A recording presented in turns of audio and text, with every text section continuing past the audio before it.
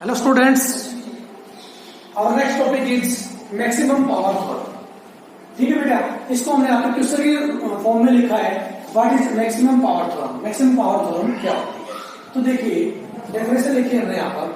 According to maximum power theorem, maximum power theorem के अनुसार the output power of a source is maximum when internal resistance of source is equal to external resistance of circuit connected है।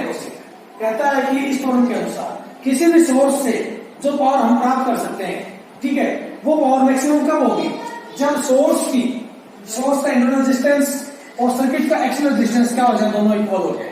ठीक है, मान लीजिए ये cell है, ठीक है, इसका कुछ इंटरनल रेजिस्टेंस भी है, इसकी ईएमएफ ई मान लिया, इंटरनल रेजिस्टेंस स्मॉल आर मान लिया, और इसको इसके अक्रॉस क्या जोड़ दिया, एक्सटर्नल रेजिस्टेंस जोड़ दिया कैपिटल आर।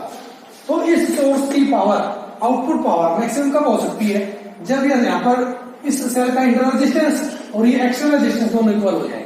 फिर से देखें एक बार, कहता है कि मान लीजिए आपके पास कोई सोर्स है, ठीक है, जिससे कि आप करंट विड्रॉ कर सकते हैं। तो उस सोर्स से जो आउटपुट पावर होगी वो मैक्सिमम तब होगी जब उस सोर्स का इंटरनल रेजिस्टेंस और सर्किट के अंदर जो एक्सटर्नल रेजिस्टेंस जुड़ा है वो दोनों इक्वल हो जाए, यानी कि स्मॉल आर और कैपिटल आर दोनों क्या हो जाए, इक्वल। तो इसलिए यहाँ पर हमने लिखा है that is small R is equal to में कैपिटल आर। स्मॉल आर क्या है यहाँ पर? Internal resistance of the source cell या internal resistance of the source, एक ही बात है। और कैपिटल आर क्या है? External resistance connected across the circuit या कनेक्टेड अक्रॉस द सेल, कहता है सर्किट के अंदर या सेल के अक्रॉस को एक्सटर्नल रेजिस्टेंस जुड़ा है। फिर से देखिए एक बार डेफिनेशन फिर से रिपीट कर रहा हूँ। कहता है कि किसी भी सोर्स से या बैटरी, किसी भी सोर्स से बैटरी की आउटपुट पावर मैक्सिमम तब होगी जब उस बैटरी का या सोर्स का इंटरनल रेजिस्टेंस वहां के उस सर्किट के अंदर जो एक्सटर्नल रेजिस्टेंस जुड़ा है उसके इक्वल हो जाएगा। इंटरनल रेजिस्टेंस जब एक्सटर्नल रेजिस्टेंस के इक्वल होगा उस टाइम पर आउटपुट पावर क्या होगी, मैक्सिमम। अब इस बात को प्रूव करते हैं यहाँ पर कि स्मॉल आर किसके इक्वल होना चाहिए, कैपिटल आर के इक्वल होना चाहिए। तो देखिए बेटा, मान लीजिए let us consider a cell of EMF E. मान लीजिए हम एक सेल मान लिया जिसकी ईएमएफ कितनी है, capital E, and internal resistance small R, और इंटरनल रेजिस्टेंस कितना मान लिया, small R. Let external resistance R is connected across the cell, ठीक है, अक्रॉस द सोर्स कह दीजिए, across the source. Then current drawn from cell is across the cell, P बोलिए यहाँ पर, across the cell, then current drawn from cell is. तो कहता है कि अगर मान लीजिए उस सेल के अक्रॉस हम क्या जोड़ते हैं, एक्सटर्नल रेजिस्टेंस जोड़ते हैं कैपिटल आर, तो उस दौरान करंट क्या होगा, ठीक है। तो करंट किसकी बराबर है आपको पता है, ईएमएफ कितनी है, नेट ईएमएफ कितनी है, कैपिटल ई, ठीक है। तो क्या हो जाएगा, कैपिटल ई अपॉन में नेट रेजिस्टेंस। नेट रेजिस्टेंस क्या है सर्किट का, एक्सटर्नल रेजिस्टेंस प्लस में internal resistance of the cell. तो करंट जो ड्रा होगा इससे वो किसके इक्वल होगा, E upon capital R plus R के इक्वल। ये क्या हो गया आपकी क्वेश्चन नंबर 1, ठीक है। अब मान लीजिए ये जो बैटरी है, ये जो सेल है, इसके अक्रॉस जब हमने कैपिटल आर यहाँ पर कनेक्ट किया है, तो जो करंट इसने इसके अंदर से विड्रॉ किया वो किसके इक्वल होगा, बैटरी का ईएमएफ अपॉन में टोटल रेजिस्टेंस, यानी कि ई अपॉन में capital R plus small R. Total resistance यही है ना, एक्सटर्नल रेजिस्टेंस प्लस में इंटरनल रेजिस्टेंस। ओके, तो देखो बेटा इससे अक्रॉस क्या हो जाएगा, एक टर्मिनल पोटेंशियल डिफरेंस क्रिएट हो जाएगा, यानी कि आउटपुट वोल्टेज भी जिसको आप कह सकते हो। यहाँ पर आउटपुट वोल्टेज किसके इक्वल होगी, वी। तो हमने लिखा है आउटपुट वोल्टेज इज वी। कहता है कि मान लीजिए आउटपुट वोल्टेज कितनी है, V. Then according to Ohm's law we know that V is equal to में आई आर। हमें पता है पोटेंशियल किसके इक्वल होता है, आई आर के इक्वल, यानी कि करंट इनटू में रेजिस्टेंस के इक्वल होता है, ठीक है। तो आई थिंक यहाँ तक आपको कोई डाउट नहीं होगा।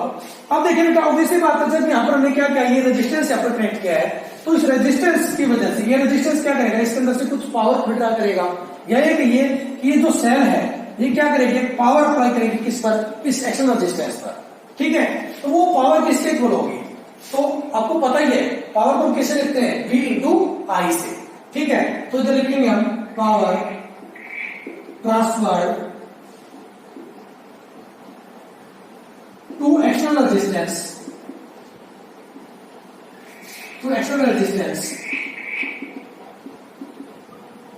इज इसके इक्वल होगी P इज इक्वल टू में VI। कहता है कि इस रेजिस्टेंस को, ये सेल इस रेजिस्टेंस को कितने पावर सप्लाई करेगा, इसके इक्वल VI के इक्वल, ठीक है, V इंटू आई, और V की वैल्यू आपको पता है हमने कितनी लिखी, आई आर। तो यहाँ पर V की जगह पर, इसके अंदर V की जगह पर क्या कर देंगे, आई आर। तो पावर किसकी इक्वल आ जाएगी बेटा, P इक्वल टू में आई इंटू में आर, और साथ में आई बार है, तो क्या आ जाएगा, P इक्वल टू में आई स्क्वायर आर के इक्वल। ठीक है, और किसके इक्वल आ गया बेटा, आई स्क्वायर इंटू में कैपिटल आर। ठीक है, इसको नाम दे दिया हमने इक्वेशन नंबर 2। ठीक है, अब देखिए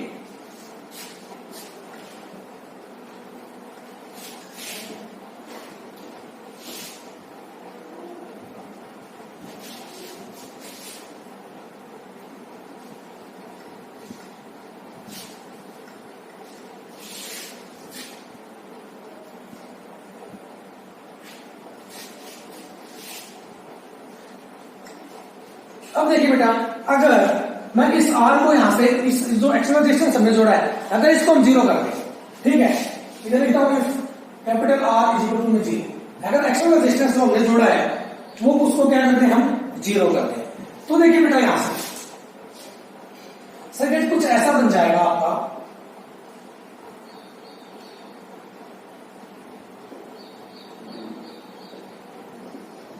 ये आपकी क्या होगी, सेल, जिसका इम्पीडेंस कितना स्मॉल आर। यहाँ पर जो एक्सटर्नल डिस्टेंस जुड़ा होगा वो किसके इक्वल हो गया बेटा, जीरो के इक्वल। तो उस टाइम पर इसके अंदर जो करंट, यहाँ इसके अंदर से कुछ करंट तो पास होगा, और वो करंट किसके इक्वल होगा, वो करंट मैक्सिमम होगा। तो पावर की अगर मैं बात करूं तो पावर कितनी हो जाएगी, यहाँ से आई स्क्वायर इंटू में आर। ठीक है, अब आर कितना है, जीरो, तो क्या हो जाएगा, आई स्क्वायर इंटू जीरो, तो पावर क्या आ जाएगी बेटा, जीरो के इक्वल। अगर मैं क्या करूं बेटा, इस रेजिस्टेंस की जगह पर मैं क्या कर दूं, इस रेजिस्टेंस को जीरो कर दूं, तो उस दौरान इस सर्किट के अंदर से जो पावर विड्रा होगी, या ये सेल जो पावर, ये जो सेल है या सोर्स है, जो पावर बाहर देगा वो कितनी होगी, किसकी इक्वल होगी, जीरो। यानी कि कितनी पावर अप्लाई करेगा, ये जीरो। ठीक है, लेकिन अगर मैं कह दूं if capital R tends to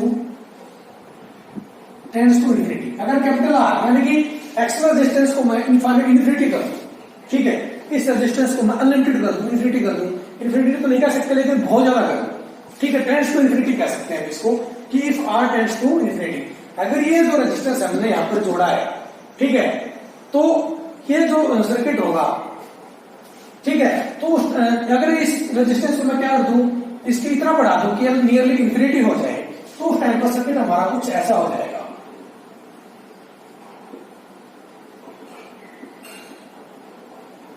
ये जो हमारा सर्किट बेटा एक ओपन सर्किट की तरह काम करेगा। ठीक है, क्यों, क्योंकि इसके अक्रॉस क्या है, रेजिस्टेंस, जो कि किसके इक्वल है, नियरली इन्फिनिटी के इक्वल है।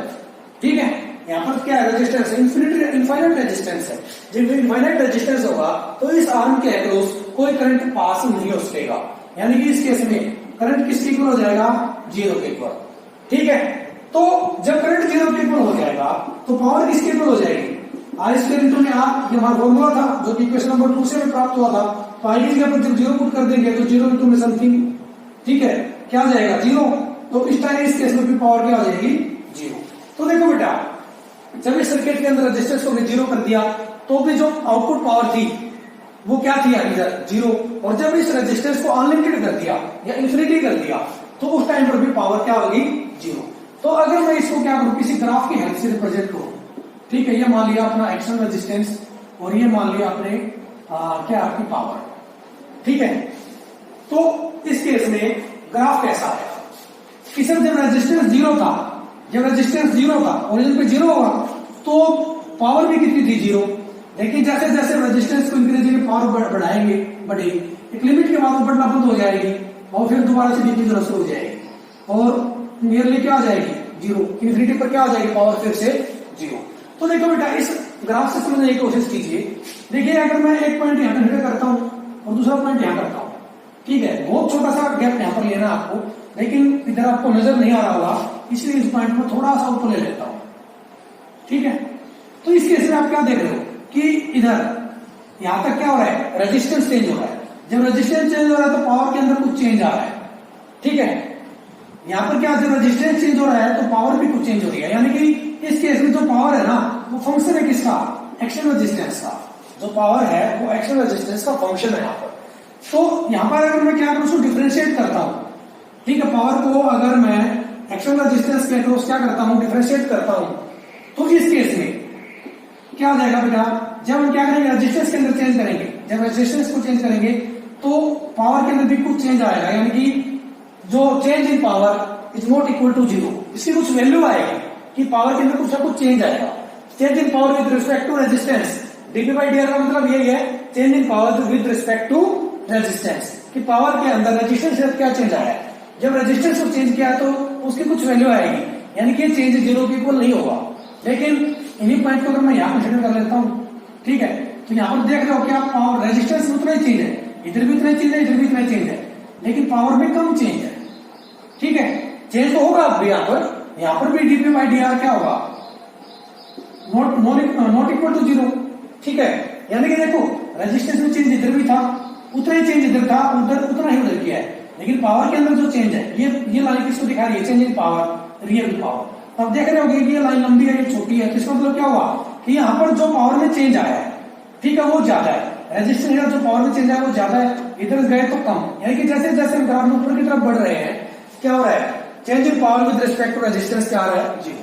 लेकिन जब हम टॉप पे होंगे यानी कि यहाँ पर, तो देखो अब यहाँ से रेजिस्टेंस में तो कुछ चेंज आया, लेकिन पावर में कुछ चेंज नहीं आया है। ठीक है, एक ही पॉइंट के ऊपर है, तो इस केस में DP by D R is equal to zero. इस टाइम पर जब इधर क्या है, जब हम बिल्कुल टॉप में पहुंच गए तो रेजिस्टेंस में तो हम चेंज कर सकते हैं यहाँ पर, लेकिन पावर में कोई चेंज नहीं आएगा। तो change in power with respect to resistance किसके इक्वल होगा, जीरो के इक्वल होगा। ठीक है, तो क्या आ गया डीपी बाई डी आर। ठीक है, अब देखिए इससे आगे, तो देखिए बेटा इसका मतलब क्या हुआ यहाँ पर कि हम क्या करें बेटा, इस पावर को जब रेजिस्टेंस से हम क्या करें, हम डिफरेंशिएट करें, तो वो पावर किसके इक्वल आना चाहिए, वो चेंज किसके इक्वल आना चाहिए, जीरो के इक्वल। तो क्या करेंगे, differentiating equation two with respect to resistance, therefore dp by dr is equal to में जीरो। ठीक है, दैट इज, इसका मतलब क्या होगा कि बेटा जब चेंज किसके इक्वल होगा, जीरो के इक्वल, तो वो रेजिस्टेंस की क्या होगी, मैक्सिमम वैल्यू।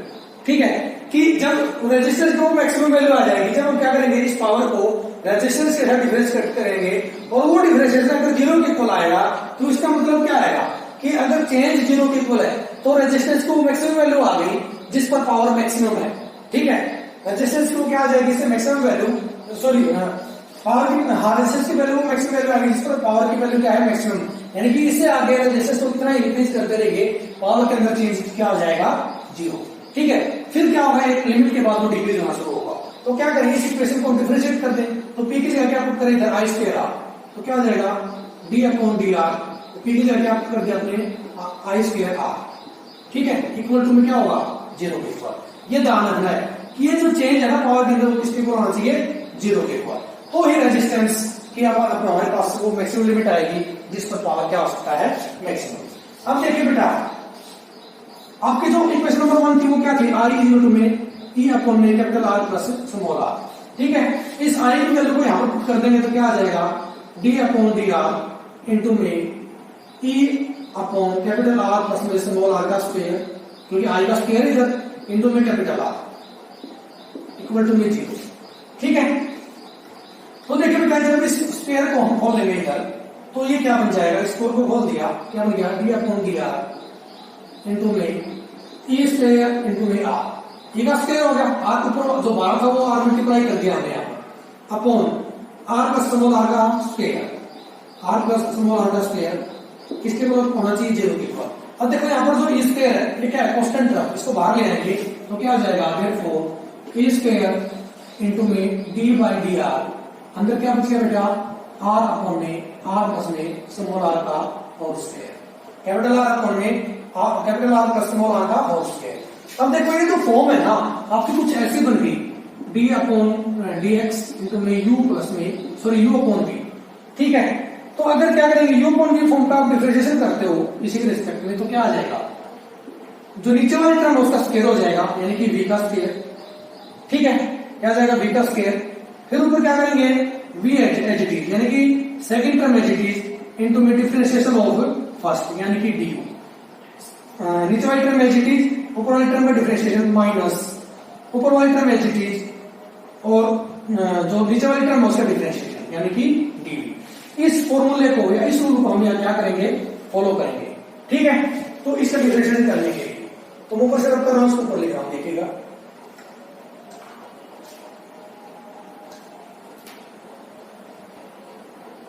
जब इस रूल को बेटा इस पे अप्लाई करेंगे तो क्या आ जाएगा, बाहर क्या आएगा, ई स्क्वायर। ठीक है, इसको अप्लाई करो, क्या है ये, देखो नीचे बी का स्क्वायर यानी कि नीचे वाली टर्म का स्क्वायर, स्क्वायर ऑलरेडी है, क्या है, कैपिटल आर प्लस में स्मॉल आर का स्क्वायर। ठीक है, और इस पूरे का स्क्वायर करेंगे तो क्या आ जाएगा, 4 टाइम्स, क्या आ जाएगा ये 4 टाइम्स। फिर क्या करेंगे बेटा, ऊपर चलेंगे, नीचे वाली टर्म का एडजेक्टिव, नीचे वाली टर्म क्या थी, आर प्लस आर का स्क्वायर, फर्स्ट टर्म का एडजेक्टिव, फर्स्ट टर्म का डिफरेंशिएशन, ऊपर वाले का डिफरेंशिएट करेंगे D R upon D are, तो क्या आ जाएगा 1। जब आर का आर के रिस्पेक्ट में डिफरेंशिएट करेंगे क्या आएगा 1 माइनस ऊपर वाली टर्म एडजेक्टिव और डिफरेंशिएशन किसका होगा, नीचे वाली टर्म का, तो देखो स्क्वायर है तो ये 2 क्या आ जाएगा बाहर। ठीक है, और अंदर क्या बचेगा, कैपिटल आर प्लस में स्मॉल आर और इसकी पावर 1 तो -1 यानी कि 1। ठीक है, आप लिख नहीं रहे हैं, इसका मतलब वही है, इक्वल टू 0। जब देखिए इसको सोल्व करेंगे आप बेटा, इसके एडजेक्टिव ऊपर सोल्व कीजिए, क्या है देखिए, कैपिटल आर प्लस में स्मॉल आर का स्क्वायर माइनस इसको अंदर मल्टीप्लाई करें 2r का स्क्वायर, 2 इंटू में कैपिटल आर इंटू आर का स्क्वायर प्लस में 2 सॉरी माइनस में, क्योंकि बाहर माइनस है तो ये टर्म में माइनस की हो जाएगी, 2 इंटू में capital R small R upon में आर प्लस में आर का पावर 4 इक्वल टू नीचे। तो क्या इधर जो उस सोर्स का ईएमएफ 0 हो सकता है नहीं। ठीक है, तो सोर्स का ईएमएफ 0 नहीं हो सकता, इसका मतलब क्या है, E square is not equal to 0। इस टर्म को हम क्या कर देंगे, इधर से इग्नोर। ठीक है, जब इस टर्म को इग्नोर करेंगे यहां से तो क्या आएगा, देखिए ऊपर क्या बचेगा, पहले स्क्वायर को खोल लीजिए, कैपिटल आर का स्क्वायर प्लस में स्मॉल आर का स्क्वायर प्लस में 2 into capital R small R minus 2r square capital का माइनस 2 इंटू में कैपिटल आर स्मॉल आर, नीचे क्या बेटा, आर प्लस में आर के पावर 4 इज इक्वल टू 0। ऐसा कर देते इसको आगे करेंगे, इधर बाहर क्या है, स्क्वायर मल्टीप्लाई में। तो देखो बेटा यहां से प्लस का 2r इधर माइनस का 2r कैंसिल आउट, क्या बचेगा इधर स्मॉल आर स्क्वायर, देखो इधर कैपिटल आर स्क्वायर इधर माइनस का कैपिटल 2r स्क्वायर, तो क्या बच गया, ई स्क्वायर इंटू में small R square minus capital का आर स्क्वायर, ऐसे बनेगा ना कि आर स्क्वायर, ठीक है, आर स्क्वायर प्लस का ये माइनस का, तो क्या आएगा माइनस का कैपिटल आर स्क्वायर, नीचे क्या बन गया आर प्लस में आर की पावर 4। ठीक है, इज इक्वल टू 0। तो देखो इधर से ई स्क्वायर 0 के इक्वल नहीं हो सकता। दूसरी बात, इस टर्म को जब उधर लेके जाएंगे तो 0 के साथ मल्टीप्लाई में आ जाएगी, तो ये टर्म क्या हो जाएगी 0। ठीक है, तो क्या बचेगा इधर से, small R square minus capital R square is equal to 0। ठीक है, तो इसको मैं क्या लिख सकता हूं बेटा, इसको उतार लीजिए,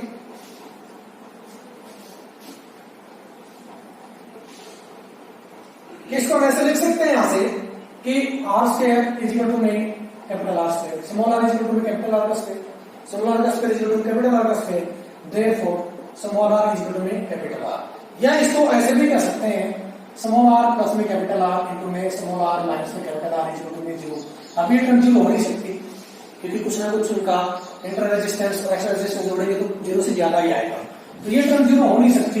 इसका मतलब ये टर्म 0 हो सकती है, तो क्या आ जाएगा small R is equal to capital R, ये टर्म 0 की इक्वल होगी, यानी कि इस कैपिटल आर को लेके जाकर क्या आ जाएगा आर इक्वल में स्मॉल आर।